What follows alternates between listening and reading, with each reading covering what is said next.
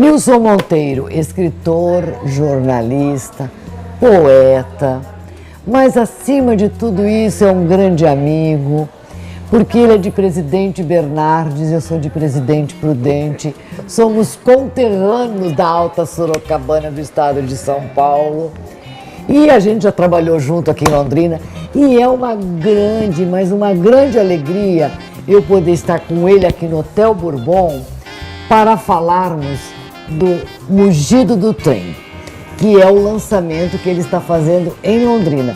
Já fez em Curitiba e está fazendo em Londrina. Bom, vamos falar um pouquinho da nossa terra? Vamos falar da nossa terra. Vamos falar. É um prazer. Você ainda tem familiares que estão lá em Presidente Bernardes? Tem muita gente lá, aquilo lá tem muita raiz, né? É. E há muita...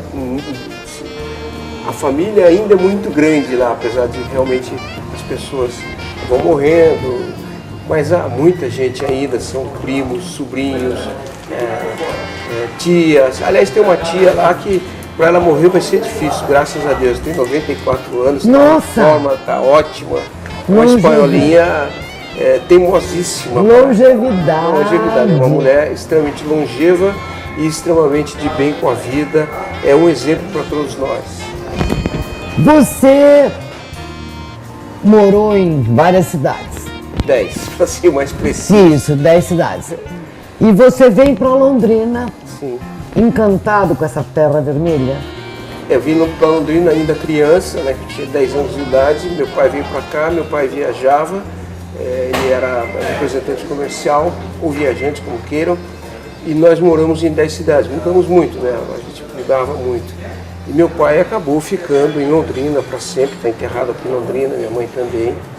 E nós moramos em Londrina, eu vim em 64, com 10 anos de idade, 9, 10 anos de idade. E então de lá para cá fiquei aqui, daqui não saio.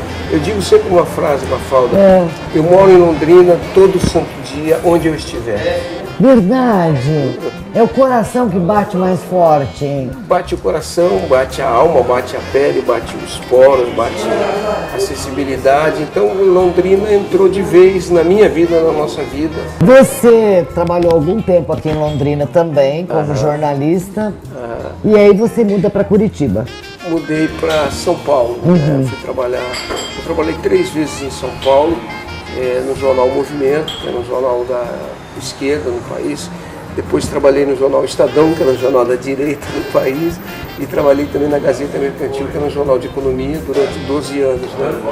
E de São Paulo eu fiquei sabendo que estavam abrindo uma sucursal da Isto É em Curitiba. Era uma revista, é uma revista. E eu fui trabalhar então em Curitiba. Eu assim, sabe que me faltava muito em São Paulo? Nós somos da Alta Sorocabana, onde o trem mugia e continua essa lembrança para nós muito forte. Faltava para mim o cheiro das coisas simplicíssimas que a gente tinha em Londrina, muito simples que nós tínhamos aqui e que nós vivíamos com toda a alma. Então eu via São Paulo, que era divino, maravilhoso, eu ganhava 4, 5 vezes mais do que eu ganhava aqui, mas me faltava, eu virei um número lá, e aqui não, aqui era uma pessoa. Então a diferença de você ser um número e ser uma pessoa é a diferença do presidiário para a pessoa que está solta na rua e sabe se defender, é um cidadão. O cidadão é diferente do presidiário que está com seus direitos negados. Este é um romance. É um romance, é o primeiro crime nessa área. E como é que é esse romance? Esse romance é assim, um Mugido de Trem, uma tentativa de você ver essa dicotomia que há, essa contradição que há entre a vida rural e a vida urbana, essa transposição que há, e os dramas que as famílias sofreram, que foram muito grandes, e os sentimentos que vêm daí. Nós vimos isso aqui muito claro aqui na nossa região, aqui em Londrina, Ibiporã, Cornélio Procópio, Maringá, com as geadas negras de 75. Verdade. Fortes, né? Eram sentimentos muito marcantes, devastou, acabou com as pessoas, não foi só com a economia. Então isso tudo marcou. E esse livro é uma tentativa disso, é um conflito da alma humana, mas por trás disso tem uma família de pequenos sitiantes, né, que sai da zona urbana, da zona rural, e vem para a zona urbana. E tudo o que há por trás disso. Ele nasceu de uma frase que é a frase, que é a primeira frase do livro: mãe morreu e o que restou foi um pai morto. Essa frase denota o sentimento muito estreito que há entre duas pessoas e que é o sentimento que há entre as pessoas de uma forma geral, que estabelece uma família, você sabe, eu sei. Nós temos uma família, outros têm outras famílias, são milhares de famílias nesse país todo, que viviam em pequenas cidades, ou em cidades grandes, ou em metrópoles, não sei, mas tem um liame familiar por trás disso. Atrás dos sofrimentos, atrás dos sentimentos, atrás das paixões, tem esse sentimento das pessoas. E você demorou quanto tempo para escrever esse romance? Eu não sei dizer, já me perguntaram isso, Mafalda, e eu sei que ele terminou, que eu terminei no final de 2009 e no início de 2010, com uma grande decepção, que eu achei que foi uma maturidade política que a gente viveu na época do Mensalão, foi uma grande decepção política, né? Que naquela época, então, o romance estava terminado. Por isso que eu marco essa linha do tempo dele. Então, 57 capítulos, a pessoa que fez a apresentação disse que o livro são 57 rounds, eu não concordo, mas o Roberto Gomes é um escritor muito considerado, ele é ótimo como escritor, e ele disse que são 57 rounds. Não sei, mas só sei que ele tem esse liame com o passado, com o presente, com o futuro, essa tentativa de embaralhar tudo. Obrigada, Nilson. Eu é que te agradeço muitíssimo. Nós nascemos no mesmo chão, vivemos no mesmo chão e somos filhos do mesmo chão. Amém. Amém.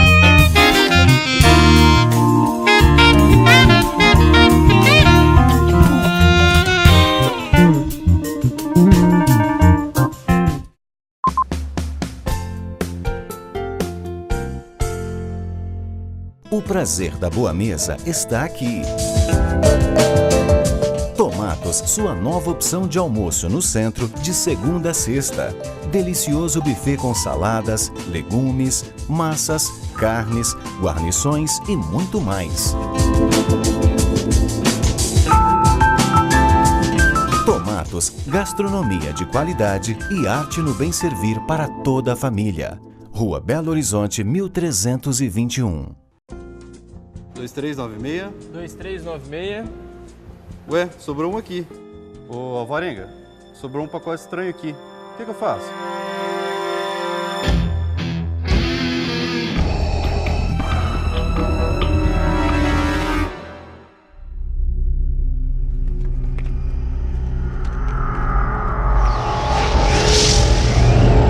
Acesse medsmartanglo.com.br e saiba mais.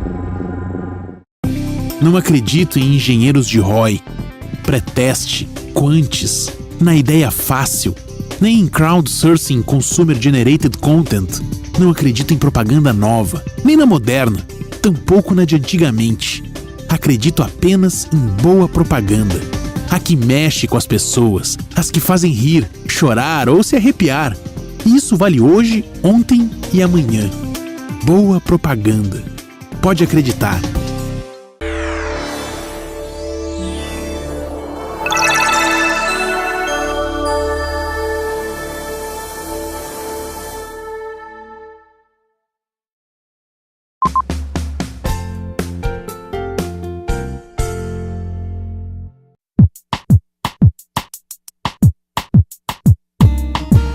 A gente vê nos noticiários televisivos, jornal, rádio, fulano de tal caiu duro, teve um infarto agudo do miocárdio. E muitas vezes a pessoa tem problemas coronarianos e nem sabe que tem os problemas coronarianos. E eu liguei pro Dr. Nicanor, falei, Dr. Nicanor, eu quero que você mostre, explique, fale pra gente sobre o infarto. Ainda bem que ele topou na hora. Que bom, viu, doutor Nicanor? Que bom. É um prazer imenso sempre estar com você, prestigiando as suas ações, porque, acima de tudo, nós estamos levando informações para a comunidade. Esse tipo de programa, sem dúvida nenhuma, traz informações que podem salvar vidas. E esse é o objetivo maior da medicina. Aliviar dor, salvar vidas. O que é? Por que as pessoas eventualmente morrem em algum evento sob forte emoção, durante um jogo de futebol, por exemplo? Porque as pessoas apresentam uma doença chamada aterosclerose. E o que é a aterosclerose? O que significa aterosclerose? A aterosclerose é a deposição de colesterol na parte interna da parede das artérias. Lenta e progressivamente, esse colesterol vai formando uma placa gordurosa que se chama ateroma. E este ateroma, então, reduz a luz da artéria. Quanto maior o estreitamento, maior a dificuldade de circulação. O sangue não passa. O sangue não passa, porque tem uma placa gordurosa que fecha parcialmente a artéria. Quando acontece o infarto?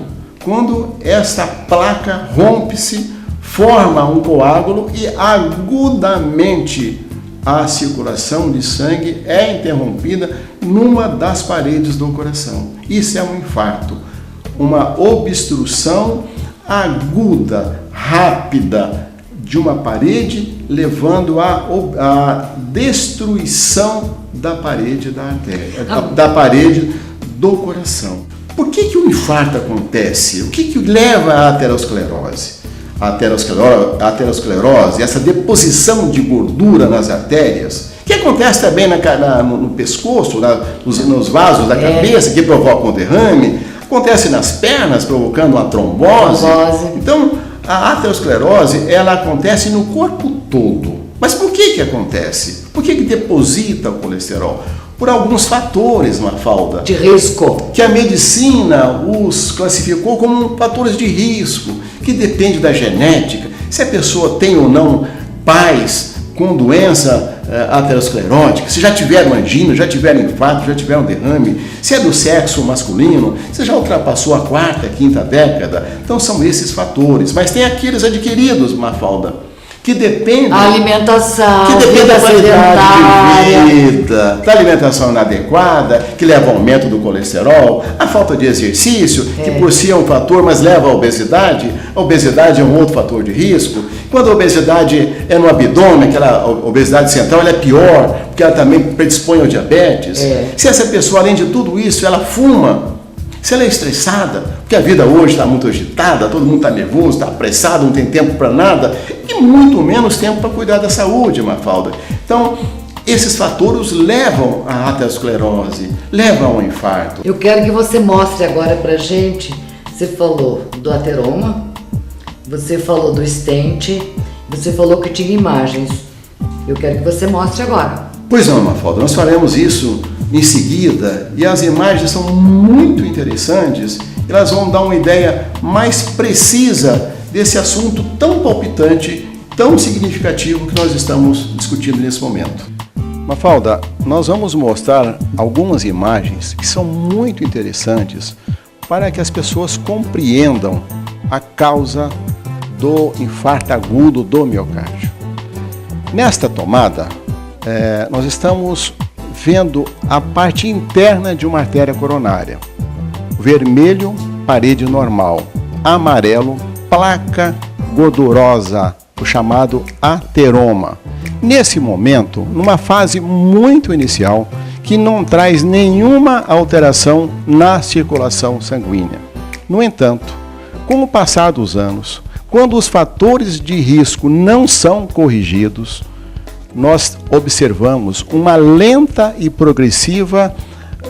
progressivo aumento da importância dessas placas. Aqui, por exemplo, em azul, a luz, que deveria ocupar todo esse diâmetro. Aqui em vermelho, em rosa, a placa é um corante especial que colore toda a placa de gordura que acomete mais da metade da luz da artéria. Veja, num estado mais avançado, todo este amarelo é uma placa gordurosa, um ateroma muito significativo. Essa aqui é a luz que sobrou. Isso aqui é uma obstrução de 98%, 95% da luz. esse tipo de placa ela é altamente sintomática. As pessoas apresentam dor, cansaço, falta de ar. Num outro momento, essa placa gordurosa rompe-se, forma o coágulo. Este coágulo, portanto, é o evento final. O coágulo obstrui completamente a luz da artéria e, neste momento, instala-se o infarto agudo do miocárdio.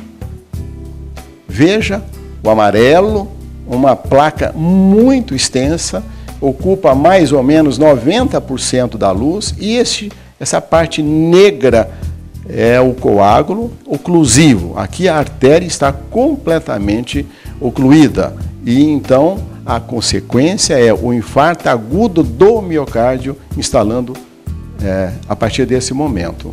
Aqui, outra vez, uma oclusão total de um vaso. Aqui um ramo que sai antes da oclusão. Por este ramo, o músculo cardíaco, parte dele vai ser irrigado, mas toda a extensão do músculo, que depende da circulação por esta artéria, vai estar completamente comprometida. Num estágio avançado, veja a consequência da aterosclerose. Esse aqui é um vaso maior, que se chama aorta, completamente lesado, endurecido, enrugado, completamente irregular, e essas placas são os ateromas.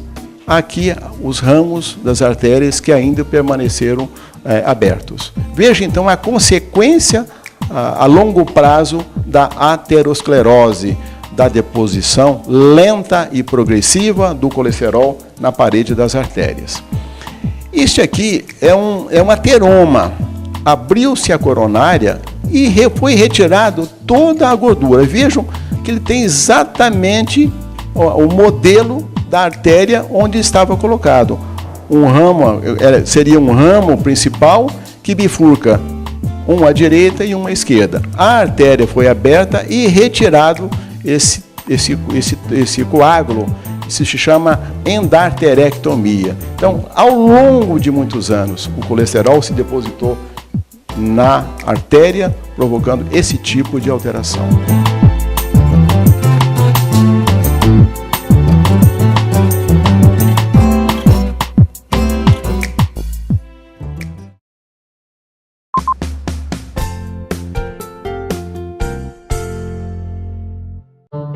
Como será que as pessoas me veem? Ser ou não ser, eis a questão. E como meus amigos me veem? Como te quiero, muchacha. Yo también. Uau! E como eu me vejo? Um profissional atento às rápidas mudanças do mercado de trabalho. Atualize ainda mais seu conhecimento com os cursos de pós-graduação Unifil. Faça sua matrícula. O mercado exige os melhores na prática. 2396. 2396. Ué, sobrou um aqui. Ô, Alvarenga, sobrou um pacote estranho aqui. O que eu faço?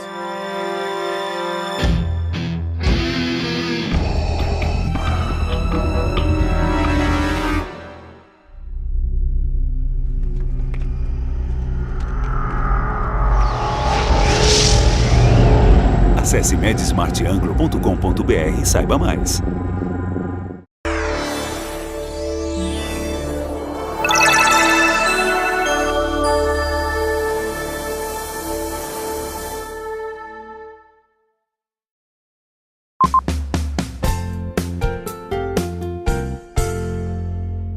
Aqui na Rua Brasil 742, nós temos aqui o escritório de aplicação na área do direito da nossa Universidade Estadual de Londrina.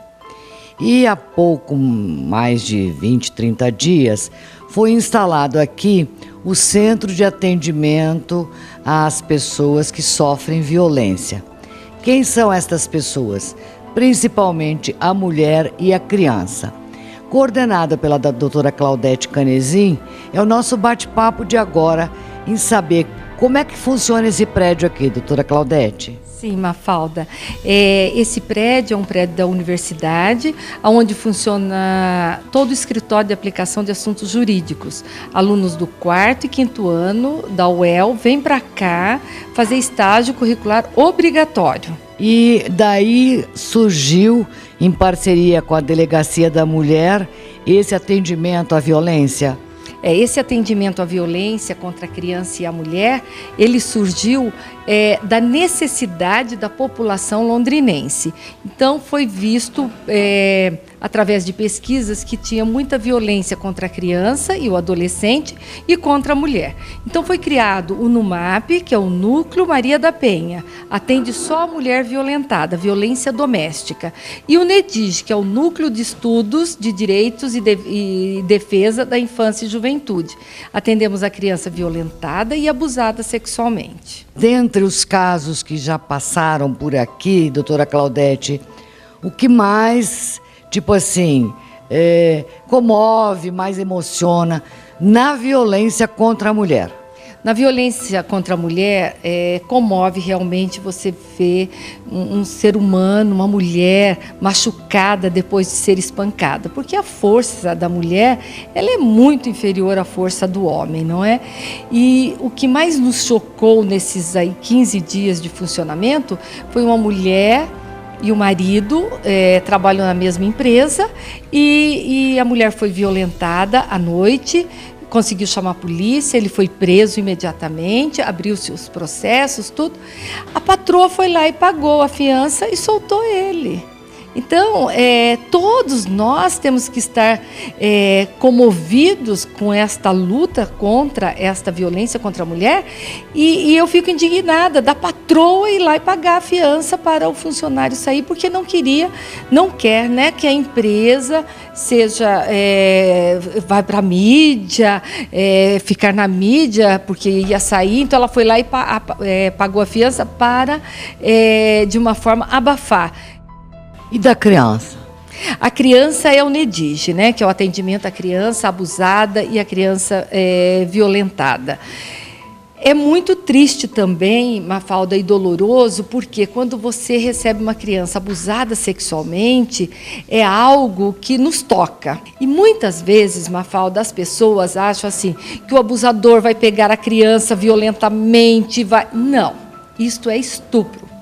O estupro a pessoa não conhece, a pessoa agarra na rua e a pessoa violenta sexualmente. Não, o abusador é diferente. Primeiro ele conquista a família, ele conquista a confiança desta criança ou adolescente, depois ele começa de uma forma muito sutil, que nem a criança não está percebendo, mas ela tem uma certa rejeição, mas quando ela percebe, aquilo está muito evoluído. Doutora Claudete, e o atendimento, o funcionamento aqui do NUMAP? O dia todo, tem hora para abrir, tem hora para fechar, como é que funciona? O dia todo funciona, de segunda a sexta, no atendimento ao público das 9 às 11h30 e das 14 às 16h30. Depois trabalho interno. E também, Mafalda, eu queria aproveitar, nós estamos organizando o primeiro simpósio NEDIG, o direito de criança, o enfrentamento da violência contra a criança e o adolescente no estado do Paraná. Também um projeto de governo com recurso do FIA, do Fundo Estadual da Criança e do Adolescente. E vamos fazer esse evento começando em Londrina, 24 e 25 de outubro, e aí esse evento vai por todo o Paraná. Esse evento vai começar em outubro em Londrina e vai terminar em Curitiba em junho do ano que vem.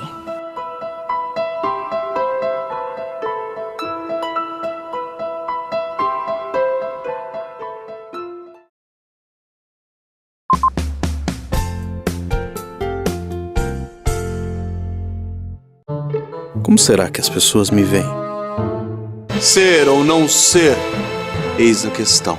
E como meus amigos me veem? Como te quiero, muchacha. Eu também. Uau! E como eu me vejo? Um profissional atento às rápidas mudanças do mercado de trabalho. Atualize ainda mais seu conhecimento com os cursos de pós-graduação Unifil. Faça sua matrícula. O mercado exige os melhores na prática.